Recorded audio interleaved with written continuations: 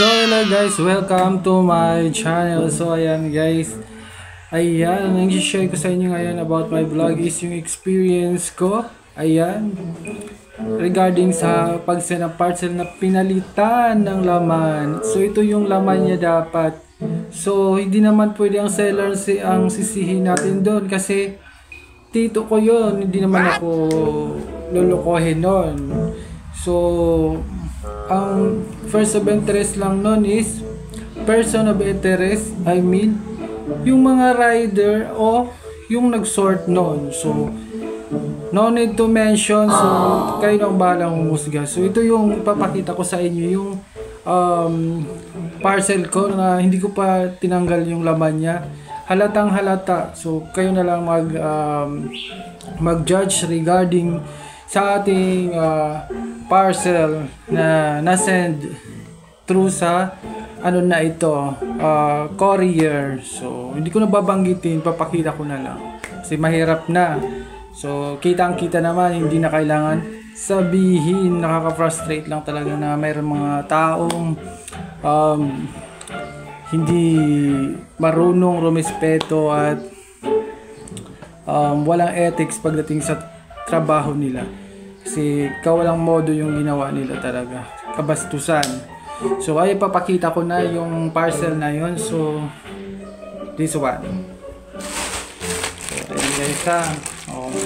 So na-receive ko to no 28. So hindi ako ang naka-receive. I mean yung auntie ko na buksan ko lang siya nung 29 ang gabi. So nawendang kami talaga. Tignan nyo, oh. Meron na siyang ito. Halatang bago-bago lang.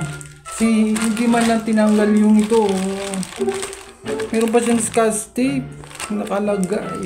So side nagtataka ako kung bakit parang tsinelas. Nagbiro pa ako sa tito ko na may sinendang tsinelas at nasyak ako sa laman. Papakita ko na guys. So ito yung laman niya. Hindi man lang ito. Diba?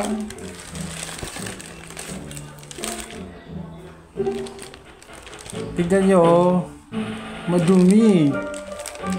Ang dapat dito is ilaga, ipainom sa naglagay nito at isampal ng matauhan na hindi tama ang ginawa niya. Nakakasira siya ng kumpanya.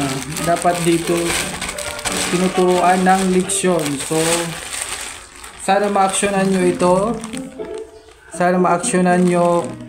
Yan, nag-complain na ako through email dun sa mga customer service. Sana bigyan nyo yung toon yung mga tao nyo dyan na may mga ginagawang hindi maganda kasi nakakasira yan sa negosyo nyo. Yun lang masasabi ko. At kayo nang bahala umusga sa ginawa ng tao, kung sino man yun. Ayan, si Lord na po ang bahala sa inyo. Kasi naghahanap buhay na po ng maayos yung tao na inanuhan ko nito. Yan, ginagawa nyo ng katarantaduhan. So hindi maganda yon. Hindi kayo magiging masaya. For information lang, kasi nakakasira kayo ng hanap buhay ng ibang tao.